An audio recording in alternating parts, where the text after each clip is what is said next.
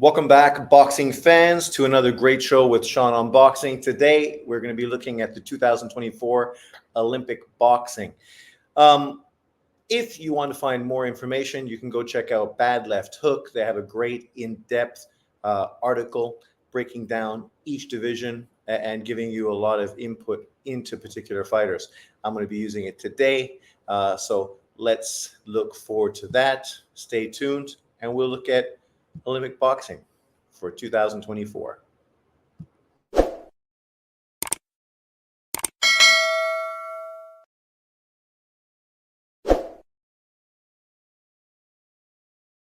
Welcome back, boxing fans. So, we're all fans of the sport of boxing, but it's very unusual for people to pay a lot of attention in amateur boxing, whether it's the World Games or the Olympics. A lot of it has to do with coverage. Obviously, the World Games now we do get on YouTube, which makes it very easy and accessible. But YouTube, with the Olympics, obviously it's a little different. The way the Olympics is shown, many different events happening at the same time, it's hard to really follow what's going on during the Olympics. And obviously, a lot of coverage is specific to the country you're watching it and focusing on primarily on the athletes from your country. So boxing doesn't really get as much push and eyes on it as it should, in my opinion. Obviously, the 1984 Olympics, which happened in Los Angeles, focused on American boxers. At that time, obviously, Cuba and Russia weren't involved. So the American boxers got a ton of attention and were the focal point of that Olympics, as well as volleyball and obviously many other events. But there's been no time in my existence where I remember boxing getting such great coverage. So that's why we resort to, YouTube, reading articles and things of this nature just to get up to date and be prepared so we know who to watch and what people to keep an eye on. So that's what we're going to be talking about today. So let's get to it. Here we go. Sorry for my glasses and any glare you might get from my lens. But when you get older, reading glasses do become a bit of a necessity. We've just had 2 days of Taiwan being closed down because of a typhoon. So I'm on holiday, so it's not really been the best thing, obviously sort of locking me in my house for 2 days. But if I was getting to miss work, I'm sure I would have felt different. So let's move on. So here we go. Boxing road to Paris. So these are a few fighters to keep an eye on. Obviously, there's other fighters, but I just wanted to highlight a few fighters. Most of these fighters are pretty experienced and guys to keep an eye on moving forward. Obviously, American Jamal Harvey really surprised people in the Tokyo Olympics in 2021. He sort of came out of nowhere, was very dynamic, was a very explosive and entertaining fighter. Then, of course, Australia, who consistently puts out fighters that do well. But obviously, we hope that Australia starts to produce more and more. Obviously, it'd be great for the island and it'd be great for boxing in a whole. This year, they have Charlie Sr. I'm unfamiliar with him, but any Australians that are watching, leave in the comment section below and give us the 411 on him.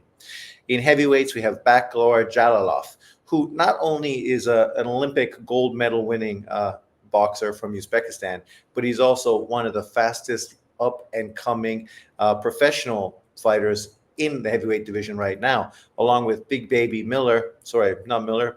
Anderson. They're probably the two most highly acclaimed up and coming young fighters in boxing today. You have veteran fighters like Julio Cesar La Cruz from Cuba, who has just been dominant throughout his career as an amateur fighter. A guy who is trying to equal, I think, Felix Savon's record for 3 Olympic gold medals. England and Team GB obviously have been producing a lot of quality fighters for quite a few years now. And this year, this is no exception. Obviously, Delicious Ori, who's representing Team GB from the heavyweight division. Heavyweight boxing in the UK is really doing well. They just keep pumping out and producing great heavyweight boxers. Maybe this is because most big fighters who potentially could be great boxers in the States go into the NFL. But in the UK, you also have a similar situation. You also have rugby, which is a huge sport in England, and obviously there's big money to be made as well. So what's different? How come England keeps producing so many top level heavyweight boxers while America has kind of fallen back, which is disappointing? Being a boxing fan, I would not be upset if America had 2, 3, 4, 5 elite heavyweights in the sport. It would be great for boxing in America, hence boxing around the world. You also have Philippines, middleweight, Marcial, who did very well in the Tokyo Olympics, and obviously this year is trying to up his performance and potentially win a gold medal. We will see if he can do it. Obviously, for the Philippines, this would be great. The Philippines, like Mexico and several other countries, don't really have stellar amateur pedigree because most of their young fighters go into the pros so early just because of financial necessity, right? So it's nice to see some of these countries putting out fighters that are doing well in the amateurs. Then, of course, the hometown fighter, Sofiane Omari, is representing France. Obviously, he's going to have a huge support behind him. Him and Bilal, I think that's how you pronounce his name, another top-level French fighter. We know that home countries usually really represent in a positive way in the Olympics, which is ironic because as a hardcore boxing fan, we get to see quite a few fighters fight at home. And for some reason, in the pro game, fighters tend to underperform. But in the Olympics and amateur boxing, people tend to overperform and sort of raise their level. So we'll see if he is able to do that this year now that he does have that home court advantage. So let's break it down. We're going to talk from the heavyweights and drop down. Obviously, this is the seed currently going into the Olympics. And a lot of this happened to do with what tournaments you're in, positions you came in. So a lot of really high-level fighters, like Bakhjalilov, you will notice isn't ranked in the top 8 of the seedings. But, oh, sorry, he's 4th. I reading glasses and I still can't see. But obviously, people would think that he should be number 1. But he's obviously focused on his professional career and been fighting professionally, not really doing a lot of international amateur tournaments, which is why he's not ranked higher. Some of the top fighters to pay attention to in the heavyweight division, which is really a strong division this year. There's been years where it wasn't really so highly regarded. There wasn't very much depth in it. It wasn't a division that really looked very interesting. But this year it's different. You have Jalilov, who's trying to repeat as a gold medal winner. Of course, you have the man that lost to him, Kazakhstani fighter Kukambayev, who's a very good fighter. I think he won, obviously, a silver last time, or was it a bronze? But did come through with a medal, I'm pretty sure, in the Tokyo Olympics, and obviously is trying to get back and redeem himself.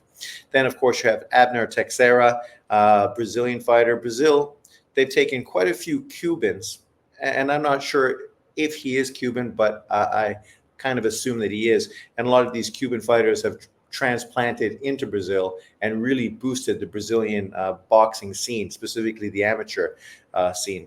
And then, of course, you have Delicious Ori, the Great Britain fighter, who's going to obviously be getting a lot of attention.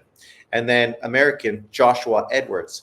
His record does not look that impressive. Obviously, he doesn't have as much fights as the Eastern Europeans and obviously the Cuban fighter. But it'll still be interesting to see how he does this year. Joshua Edwards, as you can see, is seeded number 1 and is one of the favorites to win a medal this year. When you go look at his resume, nothing really stands out, but obviously he's been in fine form. He must have performed very well in the Pan American Games, thus putting him so high in these heavyweight rankings. Obviously, the favorite is going to be Bakhtir Jalilov. I know they have Joshua Jalilov, Kukambayev, and this other fighter from Germany who I'm unfamiliar with, ranked as possible medal winners, not really putting Teixeira and Ori in there. But I would favor Jalilov to win again. Obviously, he's got the perfect sort of physicality for amateur boxing. He's 6'7", has a very long reach, is a southpaw, is able to control distance behind his jab, and anyone that gets too aggressive and comes forward ends up getting knocked the fuck out. Just ask ex-American heavyweight Olympian, what's his face, Pornstash, and he will tell you firsthand. What do they say here regarding these guys? Let me just go through. You get out of here. So right here, we got it down, so we'll just break it down. Jalolov is fast proof that seeding here is not ranked based on expected results. He's the third Olympics, earning a gold medal in 2020 and losing to Joe Joyce in 2016. He has 11 wins against this year's field, and only man here that's ever beaten him is Kukambayev, who accomplished that in 2017. While Jalolov is the top half of the bracket, Kukambayev is on the bottom. It's very possible they'll face each other yet again in the gold medal final. Abner Teixeira is fighting on an injured ACL, putting off surgery to allow him to compete in Paris. That's not a good sign. Teixeira won a bronze medal in 2020, and he's a favorite for another medal here if he has two good legs. Joshua Edwards would have to face Jalolov in the semifinals, but a potential loss there would still be enough to secure him a bronze medal. Jalolov and Teixeira have beaten him before, but neither could face him before the medal rounds, meaning that Joshua does have an easy path forward. German fighter who is currently 10-2 against potential opponents not named Kukambayev or Teixeira, and the Teixeira loss predates the ACL injury. He's 2-0 against Great Britain's Ori, and a path to the semifinals doesn't rule down Jalolov or Kukambayev could result in a medal for him. So there you go. Fun facts, assorted nonsense. Delicious. Ori's father took inspiration for his son's name. Delicious Kennedy of the 90s R&B group All for One. I swear. Okay. But, needless to say, there's a lot of intrigue in this year's heavyweight division. And as they say, the American has a pretty clear path to the finals. Kukambayev and Jalolov obviously are set up so they will face each other in the finals. Obviously, Kukambayev will have to face Teixeira. It'll be interesting to see how Teixeira's ACL injury holds up to see if he's able to beat Kukambayev and potentially go to the finals against Jalolov. The outliers are obviously Ori and Edwards. But let's move forward. So there we go. This division is pretty much a done scenario.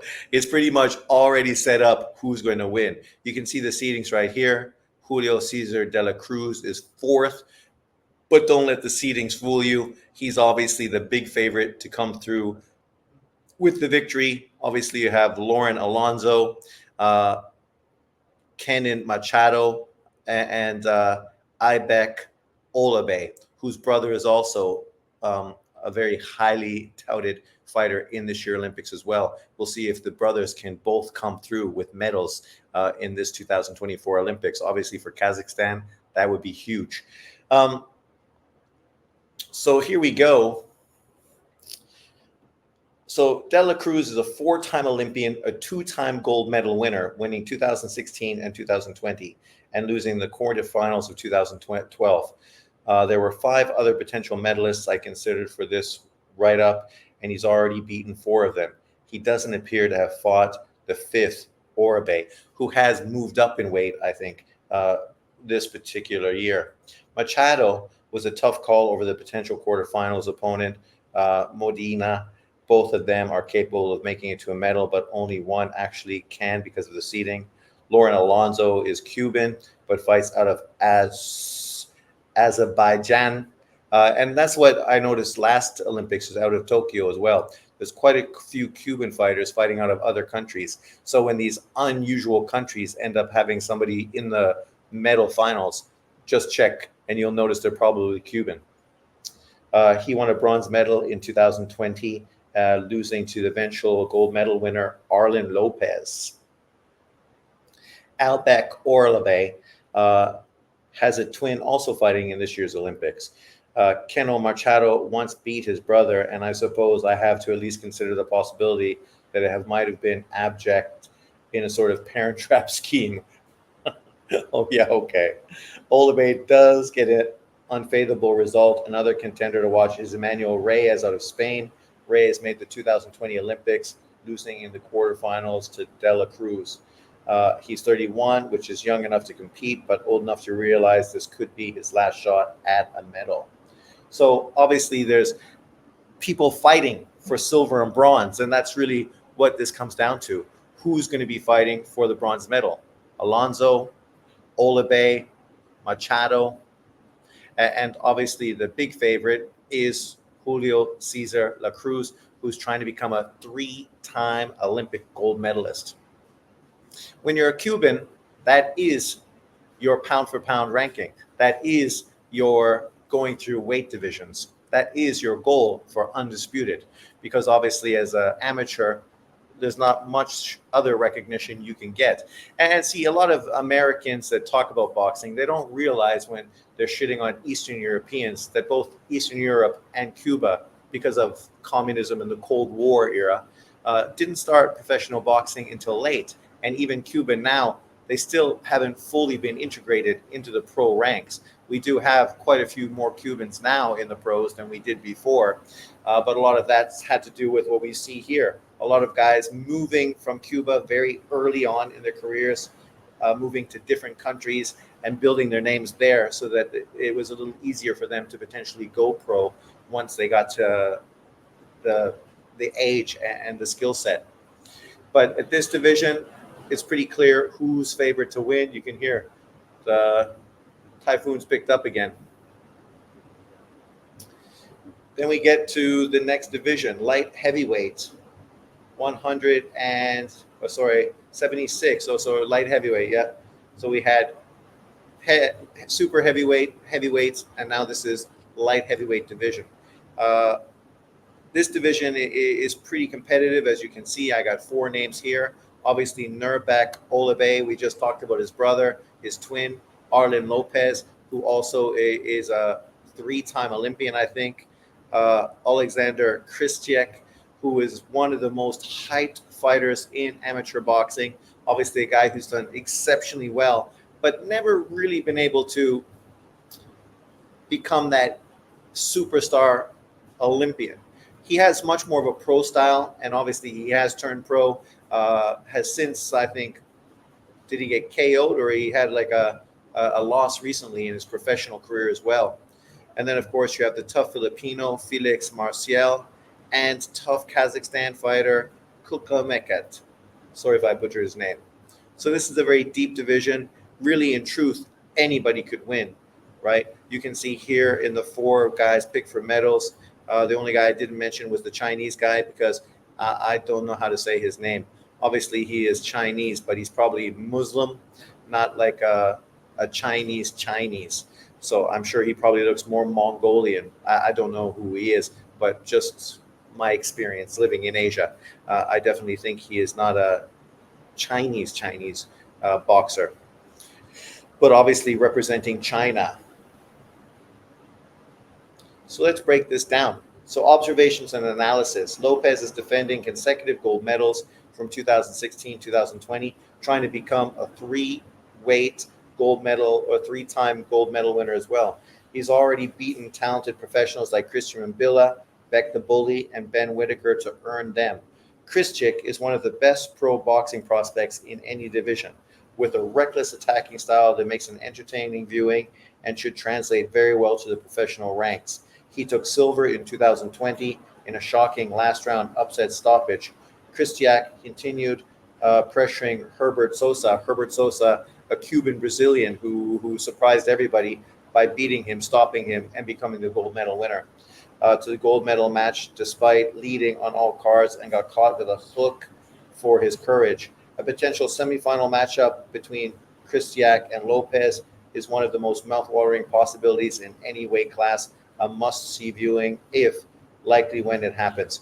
And that obviously would be great. That would lead to the gold medal match between the two most established fighters in this weight division. The Chinese fighter, sometimes referred to as Toktarbek Tanakyan, was a 2020 Olympian, losing in the second round to eventual gold medalist Kristiak Slayer Herbert Sosa. He's 7-2 against opponents in the division, with both defeats coming versus Orlave, all by split decision. Marcial was honored for a postage stamp after he won a bronze medal in 2020. Go Philippines. But this year's seeding would have him in the quarterfinals against Kristiak, who eliminated him in 2020. Sweet revenge.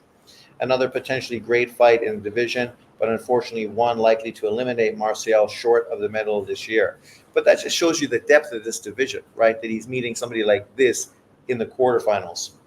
Nurbek Olave is the second lighter twin brother, the Kazakhstan Charlos.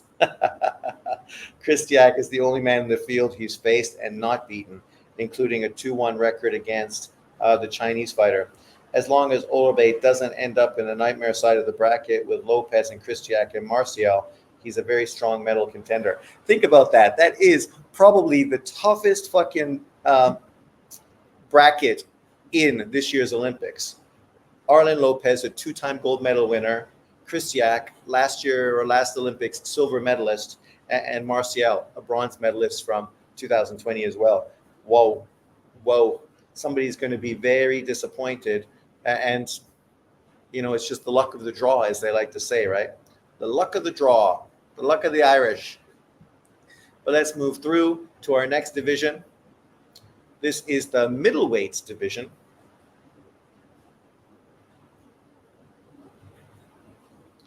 And this probably is the weakest division at this time, potentially. I do have 2 fighters here that were stellar performers in 2020. I'm not sure if they're going to be in this year's Olympics. When I look at the guys that are favored, neither of them are mentioned. Oh, sorry, one of them is mentioned. My bad. The other one not mentioned. And none of them are really ranked very high in the rankings. As we said, though, the rankings, you can't really take them for gospel. Even though there is a Taiwanese fighter at number 8, Chi Wei Chan or Kan. Let's go Taiwan. Taiwan, Bumbaye. Taiwan, Bumbaye. So you can see that the favorites are Siwen Okazawa, a Japanese fighter, 33-9, a very elusive fighter, a guy who fights with his hands down, very Roy Jones-esque, which obviously is a style that fits well in amateur boxing, because the whole point is you're trying to lure people in so you can counterpunch. Amateur combat sports is all about the counter. If you're a great counterpuncher or you have real long levers, arms, then you're able just to use your jab and establish distance and just win based on landing a jab. So it's not a very complicated style of boxing. Obviously, a lot of guys that are very pro style don't do very well in amateur boxing because they tend to be overly aggressive and get touched too much by their opponents. Obviously, you have the Australian fighter who is currently the number 1 ranked fighter, Shannon Davey. I'm unfamiliar, but here's 2 Australians to keep an eye on moving forward, as well as Mexican Marco Verde. And I did hear that Marco Verde did very well in this year's Pan American Games, or would it be Pan American or not Pan American? I guess, what's the one with England, Canada, Australia, New Zealand? I should know. I'm from Canada, but I can't remember. But I heard he did well there. Let's break this down. The one with the clearest path to medal is Marco Verde at number 2. The only man in the unseeded rankings he lost to is Indian fighter Dev. He's 7-0 against every potential opponent he's faced already. Unfortunately, Siwen Okazawa and Abasov can't avoid each other in the quarterfinals, and only one can potentially advance to the medal rounds. Give the slight edge to Okazawa, the 2020 Olympian, who also had the misfortune of running into 2-time gold medal winner Ronel Iglesias in the 2020 Olympics. Aslanbek Shirbeganov, The Kazakhstani fighter is the oldest fighter in the division and one of the tallest. Beyond experience inside, he's also very capable, splitting a pair of fights with Okazawa and winning against everyone else of the weight class he's faced before. He is the epitome of what I told you. Very tall fighters using their jab to control distance. The Kazakhstani fighters, generally, that's what they do in the amateurs. They're very tall, very long, and that's the way they win. Aidan Walsh, the Irish fighter who won a bronze in 2020, but his record against opponents this year's tournament isn't great. A favorable draw at the top side of the bracket might be enough for him to repeat as a medalist, though. So there you go. Irish Olympian doing well.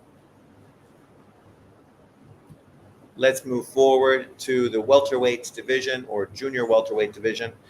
You can see the fighters I have here. We have Wyatt Sanford, Canada. It's nice to see Canada, actually have a highly rated amateur fighter. When I grew up, it was pretty normal for Canada to have top level amateurs. Obviously, generally they lost to the Americans, but they still did well enough to get into medal range.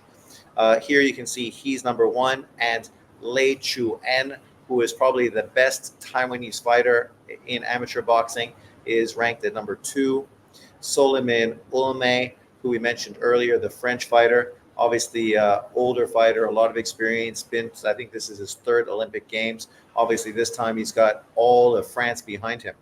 And Ruslan Abdullayev, the Uzbekistani fighter, who for some reason on BoxRec, they don't have his photo there, which I don't understand. He's my favorite to win. As you can see, all the guys I'm predicting to win gold medal, I have the little box around their names. He is by and far the most dangerous out of all these fighters. Harry, Garside, and I don't know why its name is backwards, and Sophia and Amaret as well. But, I guess that just means because they're going to end up on their back if they face Ruslan.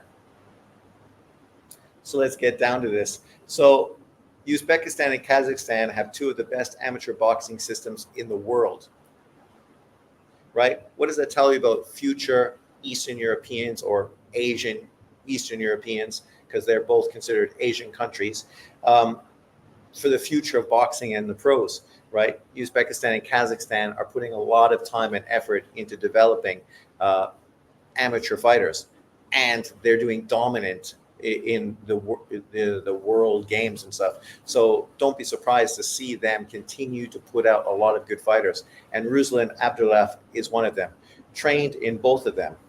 So he's trained both Kazakhstan and Uzbekistan. He's unseeded because he lost in the continental qualifying tournament, but the guy who beat him failed a drug test. Abdullayev has won his share of other tournaments, multiple gold medals in competitive regional tournaments are a good indicator of Olympic potential. The random seeding process will deny either Omare or Garside a chance to repeat for Olympic medal.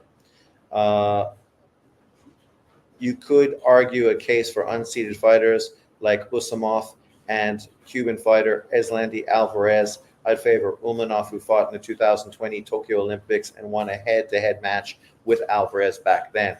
Number one seed Wyatt Sanford is married to another Olympian diver, Jennifer Ware. Oh, okay, I know her. They both competed in 2020, and Ware also dived, jumped off a bouncy board into the water in 2016. I hope Canada at least gets a bronze. That would be fantastic, but I also wouldn't be too sad to see Taiwan get a medal as well. Now we get to the division where Americans are going to be most excited, the 126-pound division. This year's boxing has dropped a lot of potential weight classes out of it, only having 7 this time, which I think is disappointing because the jump from 127 to 140 is pretty huge. But they sort of went back to the original rankings. So obviously we see the rankings right here. One of the top fighters to pay attention to, as I mentioned earlier, was Australian Charlie Senior. Also, we have a tough Cuban in Sude Harada from Japan, and Jamal Harvey, the U.S. Leader, Uzbekistan fighter, Abdulmalik Kolakov, and as we talked about, Uzbekistan and Kazakhstan have been producing great great boxers. You can see the top picks for medals are obviously Kolikov, the number one seeded fighter from Uzbekistan, Carlos Palam, another Filipino fighter, Javier Ibanez from Spain, and of course Jamal Harvey, who really performed exceptionally well in the Tokyo Olympics as a really young fighter. The random seeding actually gave us a pretty good bracket. Kolikov is a worthy number one seed with a long string of tournament gold medals and a record against Field, making him arguably this year's gold medal favorite. Ibanez was born in Cuba and started his youth career. I give him number two seed. See, again, a guy that is Cuban but fighting out of Bulgaria, right? Harvey is widely considered Team USA's best chance at a boxing medal, and he's already been potentially quarterfinals opponent Horta in the Pan Am Games. Carlos Palam was in the 2020 silver medalist, losing to Gala Yafai in the finals. He also got a stamp in his honor in the Philippines. So there you go. For Jamal Harvey, obviously the guy he's got to beat are Cuban Ibanez and Kolikov. Palam is a very good fighter, but I think Harvey is just a much better overall fighter than him, far more explosive and far more dangerous. So I definitely think, for Harvey to win a gold medal, he's going to have to get through the number one and number two seeded fighters. He's number three, so it makes sense. These seedings are pretty accurate. So we will see what happens. As you can see, I'm favorite Kolikov to win. Kolikov, when you go back and look at his amateur run and what he's been doing for the last 3 years, that dude hasn't been losing to fucking anybody. He's been beating everybody. Like, you got to scroll and scroll and scroll and scroll and scroll before you can find a red mark on his resume. So coming into this year's Olympics with such pedigree, such consistency, I got to favor him over Harvey. But I would not be surprised to see the American end up upsetting Kolikov to win the gold medal. Then we get to the final division, the small boys. Look at that. From 127, basically 130 pounds, 126, we jump all the way down to 113, right? And Dusamatov doesn't fight at such a heavy weight in the pros. He fights at the minimum wage as a pro fighter. But here's our favorite fighters. French fighter Bilal Benama, obviously Kazakhstani fighter Sakim Bisanova. He's an older fighter, but one of those guys I mentioned earlier, very long, able to control distance behind a long jab. And then, of course, Hassan Dumatov, the Uzbekistani fighter, who beat Bilhasov in the Tokyo Olympics to win the gold medal. And obviously his pro record, 6-0 with 5 KOs. So he's doing very well in the pros, but he still really put a lot more effort into his amateur pedigree than he has in his pro career. Because for a lot of these Eastern Europeans, amateur boxing is what they grew up wanting to do. Pros is just the cherry on top, I suppose, for guys like him. Currently in the ranking seedings, the Frenchman is number one. Obviously, he's going to have huge fan support. You have the Uzbekistani fighter, and then Zambia. Whoa, I've been to Zambia. Zambia is such a small country. I can't imagine they have any fighter that is that good. Another Australian that's right there. And then, Michael Trinidad from Brazil. Hans Boy Dumatov already has a gold medal from Rio in 2016. He didn't compete in 2020, but he's back. Oh, okay, he didn't compete.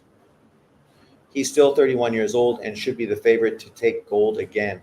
The bracket draw is unseeded boxers will decide the medals here. Bisanova won the bronze in 2020, losing the semifinals to Galia Fai. Pagal got a taste of the Olympics in 2020, losing the second round in Paris. Of note, tough crowd for Benama this year. Bisanova knocked him out in the 2020 Olympics in round 16. Benama is very good, but it's tough to see a medal path for him that doesn't run through somebody that already has his number. Another American was here. 29-year-old Roscoe Hill was literally baptized by George Foreman. He quit boxing in high school and was inspired to take up boxing after watching Shakur Stevens. He's finished his third in the Olympic U.S. qualifying in 2020 and finally earned a spot this year. Roscoe Hill, can he do it for the U.S.? Uh, Obviously, in the 2020 Olympics, the U.S. really surprised because obviously most of the U.S. Olympians don't really participate in the World Games and the big international tournaments, um, holding off to the Olympics, fighting the Pan Am Games and whatever other stuff happens specifically in the U.S. So a lot of them, they sort of surprise people in how well they performed in the 2020 Olympics. So it'll be interesting to see if they can duplicate that this year in Paris. But let me know in the comment section below, what do you think about this year's Olympics? Who are your favorites to win? And what do you think about it? Are you interested? Are you excited? And do you see any future superstar professional fighters here? Taiwanese boxer Kan Che Wei aims for a medal at Paris Olympics. My question is, can Taiwan win an Olympic medal in boxing in 2024? It'd be great if he won, but as we showed, he's definitely going to have his hands full in this year's Olympic Games. Guys that obviously already are doing well in the pros is Dumsadov. Obviously, he fights at minimum wage, a division that has the two Jin Soko brothers, as well as Calazo, the Puerto Rican fighter, who's very good.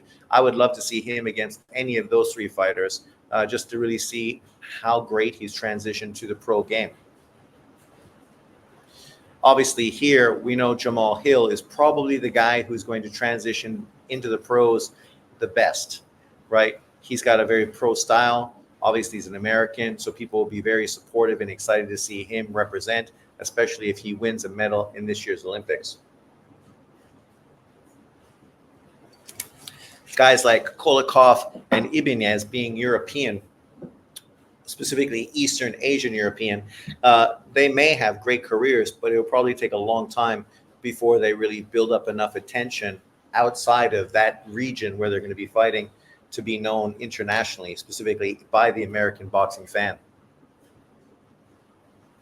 Here, of course, you have Ruslan Abdurev, a great fighter, a guy I would love to see get signed by one of the major promoters, just so we could put him in to major boxing early on, so we could see him progress throughout his boxing career. Unfortunately, a lot of these guys, they fight out of Germany or Russia, and they build their careers, but people outside of that region very seldom get to see them fight until they've really established themselves. And at that point, they're established, but a lot of people around the world are unfamiliar with them, so they feel they're unproven, which is kind of disappointing. So I'd love to see him get a big opportunity right away. Okazawa, obviously, he's in Japan, so he's got a ready-made market for him. So it'll be interesting to see how well he does in the pro game. Currently, he doesn't really seem to have enough power to really do well, specifically at the size that he's fighting at. So I would think a guy like Marco Verdi, who's number 2 in these rankings, probably is a guy who would transition to the pros far better, right? And obviously having a huge fan base out of Mexico and an easy transition into the American market. Right here, you have Olobe and his brother. Obviously, because you have twin brothers from Kazakhstan, if they both come away with medals, that's going to be a great human interest story. And that could definitely help propel them forward. But you look at the two brothers from England, who both were very good. Obviously, one of them is elite, was a medalist at the welterweight division in the London Olympics. And yet both of them have sort of fallen under the radar, barely even get talked about. I know the older brother, or the better brother, is fighting soon, coming up on a card. I just saw it advertised. But, it'd be interesting to see these guys get more attention. Marcial, the Filipino fighter, obviously he looks like he'd be a great pro, as well as Kristinac, who's done very well so far. You look at the Kazakhstan fighter, Kulkamega, he's got a very pro style as well. That's the great thing about this division. These guys are very pro style. They easily could all transition to the pros and all do very well. Who knows if they'd be pound for pound elite superstar fighters, but they're all guys that could make really good money stylistically, they all have a lot of power, like all of them. So, and obviously great skill sets, having long amateur pedigree. So I'd love to see these guys transition. This would be like probably the middleweight division currently. You add these guys really to this era's middleweight and super middleweight division, and you just add a lot of depth. And the middleweight division definitely needs it. Then, of course, you have Julio Cesar La Cruz, who would be a great cruiserweight. But unfortunately, cruiserweight division is a division no one pays attention to. Look at Ayabek Orabe to probably do better. Obviously, for him, it'd be an easier transition into the pros. He doesn't have a lot of the doors closed like De La Cruz does, obviously, from Cuba. As far as Lauren Alonso and Keno Machado, they obviously have easy passes to potentially move. Maybe you could see Machado potentially be a light heavyweight, Alonso, as well. We will see. And then, of course, here you have Backler Jelilov. Already he's making a huge statement in the pros. You throw Joshua Edwards in there. It's great to see an up-and-coming American, right? Whether he wins a medal or not. Abner Teixeira, obviously a Cuban fighter fighting out of Brazil. It'd be great to have a Brazilian heavyweight who actually is a real contender. And Delicious Ori. We see how Great Britain is pushing their heavyweights. They're really developing them one after another. Boom, boom, boom, boom, boom, boom, boom. And don't be surprised if he's just not another addition to that crop. Already they're deep. They're deep. So there's not going to be a lot of pressure on him. He's going to be able to develop very well and get a lot of PR as well. Don't be surprised if he signs with Matchroom post-Olympics. And then, of course, you have the Kazakhstani fighter, Kukambayev, tough, physical guy.